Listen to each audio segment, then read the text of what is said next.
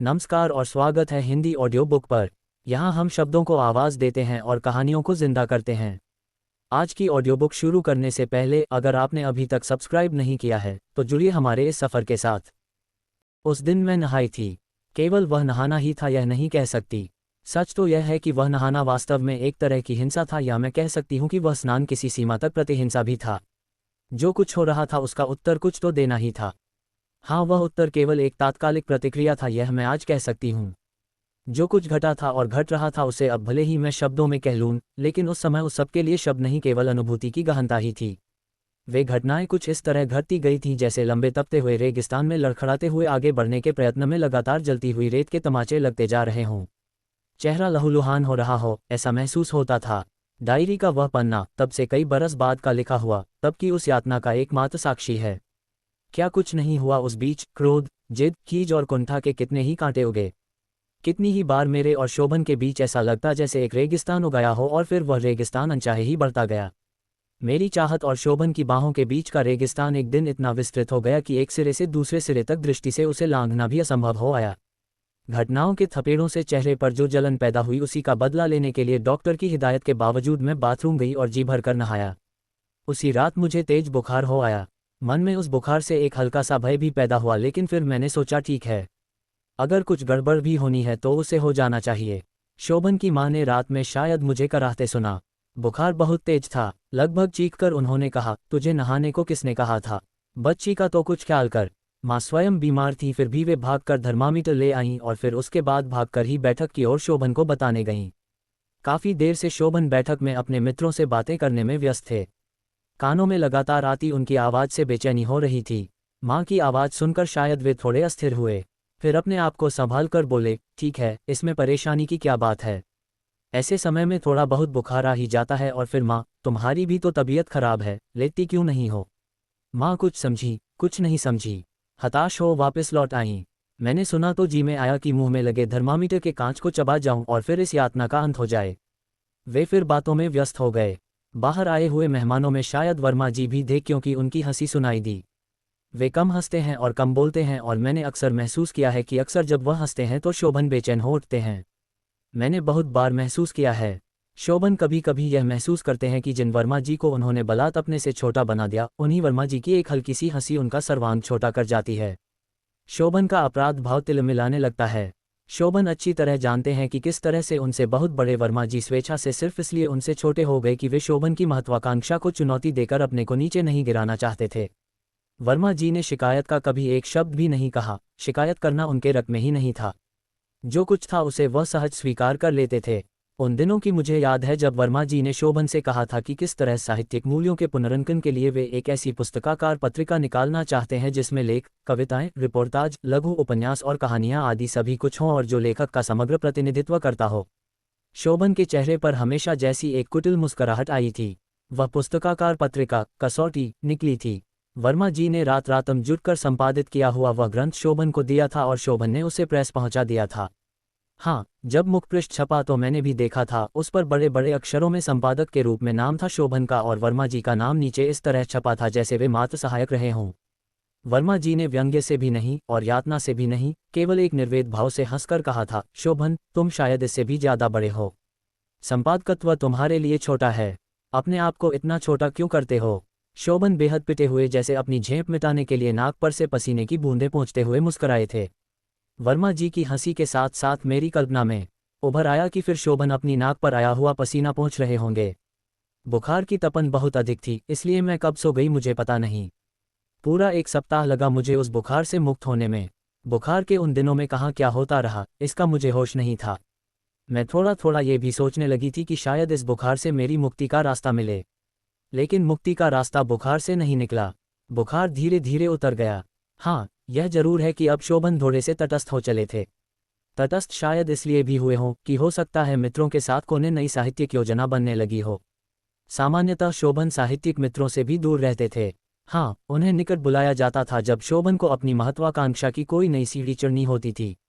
उस नई सीढ़ी का खाका उनके मन में तैयार हो गया था, इसलिए साहित्यिक मित्र दोबारा जुड़ने लगे थे। उन साहित्यिक मित्रों के कारण ही शायद मीनल कांड भी धुंधला पड़ गया था, और इसी बीच मीनल की छुट्टियां भी समाप्त हो गई थीं।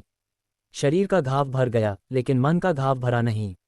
मीनल चली गई थी, इसलिए मैं बार बार सोचती कि शायद अब शोभन का मन उधर से कुछ लौटे, शायद शोभन ही इस बात का प्रयत्न करें कि घाव भर जाए और दूरियां समाप्त हो जाएं। लेकिन वैसा कुछ हुआ भी नहीं। शोभन ने अपने आप को किसी और दुनिया में खींच लिया था। मीनल को पत्र लिखने के बाद थोड़ा बहुत समय जो उनके पास बचता था उसे वे अपनी महत्वाकांक्षा के लिए प्रयुक्त करते थे। लगभग रोज ही मीटिंग होती थी, कोई बिल्कुल नई योजना तैयार की जा रही थी। कभी कभी बैठक से आती आवाजें मैं सुनती और उदासीन हो जाती। पहले कभी ऐसी बैठकें होती थीं तो शोभन की आवाज आती थी, कुंतल, लेकिन अब वह आवाज नहीं आती थी। अब मेरी वहां आवश्यकता भी नहीं थी। एक आध बार कभी वर्मा जी ने या किसी और ने मुझे याद भी किया तो शोभन ने उन्हें कह दिया कि वे व्यस्त हैं। मुझे ऐसा लगता था जैसे उन दिनों उन्हें उन सभाओं में मेरे होने के कारण जो कुछ मिलता था उसकी पूर्ति हो गई थी। शोभन योजना बना रहे थे कि कलकत्ते में एक बड़ा सम्मेलन किया जाए जिसमें मानव मूल्यों और साहित्यकार के राजनीतिक दायित्वों पर बहस हो। उस सम्मेलन में बहस का आधार वह समूचा नवलेखन हो जिसे कसौटी में संकलित किया गया था। शोभन जानते थे कि यह काम भी अकेले उनके वश का नहीं था। बड़ी सावधानी से ऊपर उठने के लिए वे एक एक सीढ़ी तैयार कर रहे थे। बहस चूंकि सैद्धांतिक स्तर पर होनी थी, इसलिए शोभन जानते थे वर्मा जी के बिना काम चलेगा ही नहीं। रूमानी भावुकता के आधार पर सैद्धांतिक बहस शोभन के वश की बात नहीं थी। शोभन इस बात की योजना बना रहे थे कि विषय प्रस्तावना तो मामूली बात है, बहस का जवाब देना ज़्यादा बड़ी बात है, इसलिए बहस का जवाब देने की जिम्मेदारी वर्मा जी संभालेंगे। मैं बारीकी से ध्यान देती आ रही थी कि सम्मेलन का आयोजन कौन करेगा और विषय प्रस्तावना कौन करेगा। इसे शोभन ने स्पष्ट नहीं किया था। जाहिर है कि विषय प्रस्तावना और संयोजना शोभन ने स्वयं बड़ी चतुराई से अपने आप ले ली थी। इस सम्मेलन के बारे में इस बार वे अंग्रेजी के अंतर्राष्ट्रीय पत्र जबान में भी काफ़ी कुछ छपवाना चाहते थे। ये भी स्पष्ट था कि इन समाचारों में आयोजक के अतिरिक्त शोभन शायद ही किसी दूसरे को स्थान लेने दें। योजना पूरी हो गई थी और शोभन की महत्वाकांक्षा पर वर्मा जी की वही संतुलित अर्थपूर्ण हंसी सुनाई दे रही थी। योजना बनते बनते गर्मियां बीत गईं और बरसात होने लगी। वातावरण की उस उमस के साथ साथ मन की घुटन भी बढ़ने लगी। सम्मेलन का सारा खर्च उठाने का जिम्मा कलकत्ते के एक प्रकाशन ने ले लिया है। इसकी सूचना पाकर शोभन बहुत ही प्रसन्न हुए। उनके मन का चाहा हुआ पूरा हो रहा था। उनकी प्रतिष्ठा के लिए सम्मेलन था और ऐसे नगर में था जहां मीनल भो थी। सफ़र की तैयारियां बड़े जोरों के साथ होने लगीं। शोभन के एक साहित्यिक मित्र ने एक दिन पूछा था कि कुंतल भाभी भी जा रही है न। शोभन अचकचा गए, उनसे जल्दी जल्दी उत्तर देते नहीं बना। उन्हें ये भी लगा कि कुंतल के न जाने की कोई सफाई भी दी नहीं जा सकती। धीरे से बोले, हाँ बिटिया छोटी है, सफ़र में बहुत कष्ट होगा। पता नहीं क्या बात थी कि मित्रों का यह आग्रह शोभन के मन में चुभ गया। आज उसका भी कारण समझ में आता है। शोभन मीनल से भी मिलने जा रहे थे। कहीं उनके मन में ये चोर था कि अगर अकेले जाएंगे तो मीनल से उतना खुलकर मिल नहीं पाएंगे। यही मजबूरी थी कि उन्होंने अपने साथ मेरा भी रिजर्वेशन करा लिया। कलकत्ते में दो काम उन्होंने पहले किए। पहला काम ठहरने के किसी दूसरे प्रबंध को छोड़कर मीनल के यहाँ पहुँचना और दूसरा काम सम्मेलन के लिए प्रेस कॉन्फ्रेंस बुलाना। प्रेस कॉन्फ्रेंस बड़ी चतुराई से बुलाई गई थी। अंतर्राष्ट्रीय मानवीय समस्याओं के संदर्भ में नए साहित्य के विश्वव्यापी मूल्यांकन और सांस्कृतिक संक्रांति पर एक लंबा चौड़ा वक्तव्य शोभन ने अपनी ओर से दिया था। प्रेस कॉन्फ्रेंस में शोभन ऐसे बोले थे जैसे साहित्य के समूचे आंदोलन के वे निर्वाचित नेता हों। वर्मा जी उस वक्तव्य को अखबारों में पढ़ने के बाद फिर उसी तरह हंसे थे। ये सब बाहर की दुनिया में था। अंदर की दुनिया में पहली ही रात जो कुछ हुआ वह मेरे घावों को और भी गहरा कर गया। मीनल बहुत ही प्रसन्न से भी कुछ अधिक थी। प्रेस कॉन्फ्रेंस के बारे में वह ऐसा महसूस कर रही थी जैसे शोभन के साथ साथ स्वयं वह भी उतनी ही बड़ी हो गई हो। मैंने सुना कि मीनल शोभन की तुलना अंग्रेजी के कीट से कर रही थी। शोभन उससे संतुष्ट नहीं हुए थे। उन्होंने कहा था, मीनल तुमसे सच कहता हूँ, मेरा दुर्भाग्य है कि मैं भारत में पैदा हुआ हूँ। अगर यूरोप में होता तो जॉन पॉल सार्त्र को लोग इतना बड़ा नहीं मानते। अपने आप को शोभन निश्चय ही सार्त्र से आगे मान चुके थे। उनका विश्वास था कि उनकी रचना अश्वत्थामा इस सदी की सबसे बड़ी उपलब्धि है। वे मीनल को बता रहे थे, इस सम्मेलन में विदेशों से भी प्रतिनिधि आएंगे। तुम्हारा भाग्य बड़ा होगा तो यही सम्मेलन रंग लाएगा। रवींद्रनाथ टैगोर के बाद नोबेल प्राइज के योग्य अश्वत्थामा के आगे कोई अन्य कृति नहीं है। बिटिया को नींद आने लगी थी। मीनल के और शोभन के संवादों का कथ्य अब बदलने लगा था। उनमें एक अजीब रोमानियत भर गई थी। मैंने सुना वे कह रहे थे, तन्मयता के क्षणों में डूबकर सार्थकता पाई है और अब उद्घोषित महानताओं से अभिभूत और आतंकित नहीं होता। संवादों की ओर से ध्यान हटाकर मैं फिर तोरू को सुलाने में लग गई। अर्धनिमीलित नेत्रों से मीनल को देखते हुए शोभन ने उसके बालों की एक लट अपनी उंगलियों में लपेट ली थी। भावाविष्ट अपने आप में डूबे हुए शोभन के रहस्यमय शब्द सुनाई दिए। तो भी मैं क्या करूं मीनल, मैं तो वही हूं, तुम्हारा बावरा मित्र, जिसे सदा उतना ही ज्ञान मिला जितना तुमने मुझे दिया। जितनी समझ तुमसे पाई है मीनल, उतनी बटोर कर भी कितना कुछ है जिसका कोई भी अर्थ मेरी समझ नहीं आता है। जाने क्यों उन शब्दों को सुनकर बेचैनी हुई। इस तरह की बेचैनी जैसी उस समय होती है जब कोई किसी को छोड़ने के लिए स्टेशन गया हो और उसे गाड़ी पर चढ़ते देख रहा हो। दरअसल उन शब्दों में कुछ ऐसा प्रभाव था जो धीरे धीरे मुझे अपने ही परिवेश से करते जाने की अनुभूति दे रहा था। शोभन तन में होकर कह रहे थे, मेरे लिए सब अर्थहीन है, यदि तुम्हारे कांपते अधरों से रक्त में मुझे ऐसी तिलमिलाहट महसूस हुई जैसे उसे कोई खींच कर निकाल रहा हो। तोरू को बिस्तर पर सुलाते सुलाते मैंने आंखों की कोर से देखा शोभन मीनल पर झुकाए थे। उनके शब्द अब आत्मीय होकर धीमे पड़ गए थे और उनकी उंगलियां धीरे धीरे मीनल के कपड़ों से खेलने लग गई थीं। बहुत धीरे धीरे बोले जाते शब्द मेरे चारों तरफ रहस्यमय छायाओं की तरह रेंग रहे थे। मैंने देखा और देखकर सहम गई। मीनल का आंचल हट गया था और उसके वक्ष अनावृत हो गए थे। उसका चेहरा आरक्त हो गया था। मेरी ओर देखकर मीनल ने यंत्रवत अपने वक्ष से खेलते शोभन के हाथों को हटाने की कोशिश की। शोभन ने हाथ हटाया नहीं। मेरी ओर उन्होंने भी देखा। उनकी आंखों में निर्लज कामुकता की झिल्ली चढ़ी हुई थी। वे शायद मुस्कराए भी, उन क्षणों में वह मुस्कराहट किसी सीमा तक बीभत्स हो उठी थी। मदान्ध उत्तेजना ने उन्हें लपेट लिया था। मीनल के साथ अपने उन एकांत क्षणों को मेरी उपस्थिति में अधिक उत्तेजक बनाने का एक धूर्त निश्चय उनके चेहरे पर झलक रहा था। मैंने बलात् अपनी आंखें उधर से हटा लीं। क्या अब कोई उपाय नहीं है? क्या वापसी का रास्ता अब कोई नहीं है? नीचे बहती हुई दुर्दम्य जलधारा में गिरी हुई नियति की यह नाव अब नीचे ही नीचे बहती जाएगी क्या? मीनल से अपने उलझाव के बारे में जो सफाइयां शोभन देते आए थे वे एक एक कर मेरे मन में उभरने लगीं। मीनल के प्रति उनकी आसक्ति के उत्तर में जब कभी मैंने अपनी अस्वीकृति जाहिर की थी, उन्होंने कहा था, ये तो आवश्यक है कुंतल, मेरे अपने सृजन के लिए आवश्यक है। कुंतल, तुम मुझे महान लेखक बनाना चाहती हो ना? उसके लिए पत्नी के अतिरिक्त प्रेरणा भी तो लेनी होती है ना? ये कैसी प्रेरणा है? किसी एक पौधे को उसके परिवेश से एकदम उखाड़कर वहां दूसरे पौधे को रोप दिया जाए, ये कैसी प्रेरणा है? क्या शोभन की इस महत्वाकांक्षा के लिए मेरी आहुति अनिवार्य है?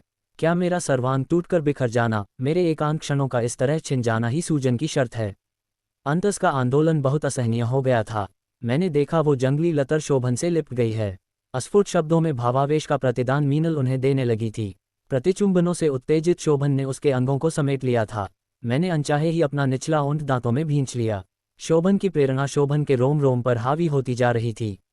दांतों से मीनल के कंधों और ग्रीवा पर बार बार चिन्ह अंकित करते हुए शोभन का हाथ मीनल की साड़ी के नीचे हरकत कर रहा था।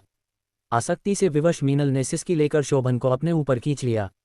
मेरा तमतमाया हुआ चेहरा मेरे घुटने पर झुक गया। शोभन ने अवश्य मेरी विरक्ति देखी होगी और इस विरक्ति ने निश्चय ही उनकी रिससिद्धि में बाधा पहुंचाई होगी, क्योंकि शोभन ने धीरे से हाथ बढ़ाकर मुझे छुआ था। किसी भी प्रतिक्रिया का मन नहीं था। मैंने उनके हाथ को हटाना चाहा लेकिन उन्होंने हाथ हटाया नहीं। कुंतल, तुम तो बहुत बड़े मन वाली हो।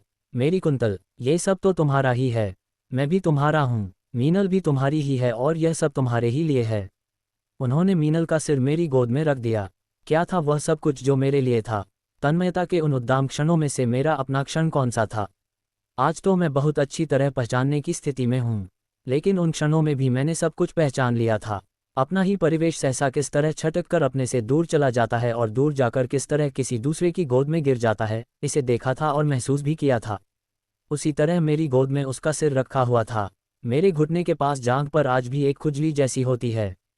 जहां यह अनुभूति होती है वहीं उस दिन मीनल का सिर था और जो लगातार गर्म उच्छ्वासें लेते हुए शोभन के साथ साथ हिल रहा था। अनावृत शोभन और मीनल का ये सहवास बहुत देर में समाप्त हुआ। ये भी हो सकता है कि अंधता के वे क्षण स्वयं ही इतने लंबे रहे हों। अस्फुट उसासें, डूबते उभरते शब्द और सूजन की कृत्रिम आयोजना के साथ ज्वार की तरह बढ़ती मेरी निराशाएं मुझे घेरती हैं। लहरें नियंत्रित होती जा रही हैं, मेरा वश नहीं है उन पर। लहरों ने मेरी विवशता को उछालकर तट की बालू पर छोड़ दिया है। बाँह उठाकर मैं कुछ कहना चाहती हूँ, पर सुनता कोई नहीं सुनता। मेरी यातना, अपनी महत्वाकांक्षा और लिप्सा के सघन क्षणों का सप्ताह बिताकर शोभन लौटे, तब सबसे पहले उन्होंने अपने साहित्यिक मित्रों को आमंत्रित किया। लौटी तो मैं भी थी, लेकिन शोभन के साथ लौटी थी यह नहीं कह सकती। ऐसा लग रहा था जैसे किसी धागे से खींचकर बलात् कोई कलकत्ते ले गया और उसी तरह बेजान खिलौने जैसी खींचकर वापस भी ले आया। फुलबग्या में जंगली लतर एक सप्ताह में ही बढ़ चढ़कर फैल रही थी। अब अपनी विवशता से लड़ने के अलावा और कोई उपाय नहीं था। लतर बढ़ रही थी और मेरा भविष्य छोटा होता जा रहा था। कलकत्ते से लौटने के बाद शोभन ने फिर साहित्यिक मित्रों से संपर्क बना लिया। ये संपर्क उन्हें बनाना ही था। मुझे विश्वास है कि इसके पीछे भी शोभन का निहित उद्देश्य था। सम्मेलन में जिन लोगों को आमंत्रित नहीं किया था वे नाराज थे। शोभन अब उनके सामने सफाई ये देना चाहते थे जो कुछ हुआ ये संयोजकों की नासमझी से हुआ। उन्होंने तो इन तमाम लोगों के नाम दिए थे, लेकिन आयोजक शायद इन नामों से परिचित नहीं थे। ये कहकर शोभन जहां अपना बड़प्पन दिखा रहे थे वहां ये भी साबित करना चाहते थे कि बाकी लोग शोभन से कितने छोटे हैं। तभी तो संयोजक उनके नाम याद नहीं रख पाए। शोभन ने उन्हें बताया कि वास्तव में तो सम्मेलन के बाद अभी असली समारोह शुरू होना है। शोभन उसे लड़ाई की संज्ञा दे रहे थे। उन्होंने कहा था कि अब साहित्यकार को एक व्यापक लड़ाई लड़नी पड़ेगी। असली काम तो ये लड़ाई ही है। शोभन में साधारण चतुराई नहीं थी। अपने से पराजित लोगों को फिर अपने साथ ला खड़ा करने की कला उन्हें आती थी। अंतर्राष्ट्रीय स्तर पर आसन युद्ध का संकट और मानव की यातना से संघर्ष का लंबा चौड़ा ब्यौरा शोभन ने दिया। उनका कहना था कि इस आसन संकट के बीच मानव को अपने खोए हुए मूल्य और मर्यादाओं की खोज करनी होगी। शोभन के एक कलाकार मित्र सहसा बीच ही में बोल पड़े थे, लेकिन बंधु, इस पर तो पहले ही से काफ़ी कुछ काम हो चुका है और फिर वर्मा जी ने इस विषय पर पूरी पुस्तक ही लिखने की सोच ली है। संवाद सुनते सुनते मैं अपने आप में मुस्कुराई। पुस्तक अब वर्मा जी तो क्या लिखेंगे। वर्मा जी ने जो कुछ सोच समझकर अपने को स्पष्ट करने के लिए शोभन से कहा सुना था। शोभन का दिमाग इस मामले में तो काफ़ी तेज है। वर्मा जी से जो बहस होती रही थी उसे शोभन लगातार रात में लेखबद्ध करते रहे थे। पांडुलिपि अब भी हो चुकी थी, सिर्फ प्रकाशन की कसर थी। और अब मानव मूल्यों पर जिस बहस का आयोजन वे यहाँ और बड़े पैमाने पर करना चाहते थे वह तो वास्तव में उनकी इस किताब का उद्घाटन समारोह भर होने वाला था। ऐसे मामलों में शोभन कितने कुशल हैं। सम्मेलन के लिए कलकत्ते जाते समय ट्रेन पर उनके साथ सम्मेलन की अध्यक्षता करने के लिए बुलाए गए डॉक्टर शून्य भुवन भी थे। भुवन जी से शोभन ने पूछा था कि वे किस समस्या को उठाना चाहेंगे। डॉक्टर शून्य भुवन ने तभी अपने विचारों की रूपरेखा उन्हें बताई थी। वे सम्मेलन के दौरान शायद सन्नाटे में आ गए होंगे जब उन्होंने सुना होगा कि विषय प्रवर्तन करते हुए शोभन ने उन्हीं की रूपरेखा को विस्तार देकर प्रस्तुत कर दिया था। इस बृहत्तर सम्मेलन की तैयारियां शुरू होते होते दशहरे की छुट्टियां हो गईं। शोभन खिल उठे कि मीनल फिर आ पहुंची। फलबगिया में जंगली लतर और भी अधिक बढ़ गई थी। मन में उसके प्रति अटूट घृणा और प्रतिहिंसा होने के बावजूद अब उसे काटने की सामर्थ्य मुझमें बची नहीं थी। या ये कह कि जब उसे काटने का समय था तब मैं निरुपाय बैठी रही। अब उसे बने देने के अतिरिक्त और कोई उपाय भी क्या था। मीनल से उनके वही लंबे लंबे कभी न खत्म होने वाले संवाद शुरू हो गए। मैंने सुना वे बड़े हर्ष से मीनल को बता रहे थे कि भारत पब्लिशर्स के निदेशक श्री रतनलाल का पत्र आया है। रतनलाल चाहते हैं कि उनके बड़े साप्ताहिक के बारे में अंतिम रूप में शोभन अपना फैसला दे दें। कलकत्ते के सम्मेलन के दौरान रतनलाल ने शोभन से कहा था कि वे उन्हें अपने साप्ताहिक का संपादक बनाना चाहते हैं। शोभन समाचार से गदगद हो उठे थे। वे साधारण खिलाड़ी नहीं थे, इसलिए उन्होंने जाहिर यह किया था कि इस आमंत्रण को स्वीकार करने में उन्हें असुविधा हो रही है और इलाहाबाद जाकर अपने मित्रों से सलाह मशविरा करने के बाद ही वे अंतिम रूप से कुछ निर्णय ले सकेंगे। नाम के लिए अपनी विरक्ति जाहिर करने के बाद शोभन ने अपने मित्रों से इस बात की चर्चा भी की थी। मित्रों को वे ये दिखाना चाहते थे कि उन्हें कितना बड़ा महत्व मिल रहा है। वर्मा जी ने बहुत धीरे से मुस्कराकर कहा था, शोभन, तुम्हें याद है पिछले बरस हम लोगों ने सम्मेलन किया था। तुमने उसमें कहा था कि साहित्य और साहित्यकार के लिए राज्याश्रय खतरनाक है। ये बताओ शोभन, तुम्हें दिया जाने वाला ये संपादकत्व क्या एक धनी व्यक्ति का आश्रय नहीं होगा। वर्मा जी ने जो नहीं कहा था वह शोभन के चित्रकार कवि मित्र ने ठहाकेदार हंसी के साथ कह डाला, राज्याश्रय छोड़कर सेठाश्रय चुनोगे। शोभन ने वह वार्तालाप इससे आगे चलने नहीं दिया था। अपने मित्रों से जो अवमानना मिली थी उसे शोभन मीनल से छुपा गए। बल्कि उन्होंने कहा कि उनके साहित्यिक मित्र उनसे इसलिए रुष्ट हैं कि ख्याति की दौड़ में वे पीछे रह गए। मीनल ने उनके इस आत्मसंतोष को समर्थन दिया। शोभन बहुत खुश थे कि उनकी महत्वाकांक्षा को अयाचित बल मिल रहा है। शोभन से कटी हुई मैं अब इतनी तिक्त होती जा रही थी कि उस दुनिया में झांकने की मेरी इच्छा भी नहीं होती थी। मैंने अपने आप को जब निर्वासित कर लेने का ही निश्चय कर लिया था।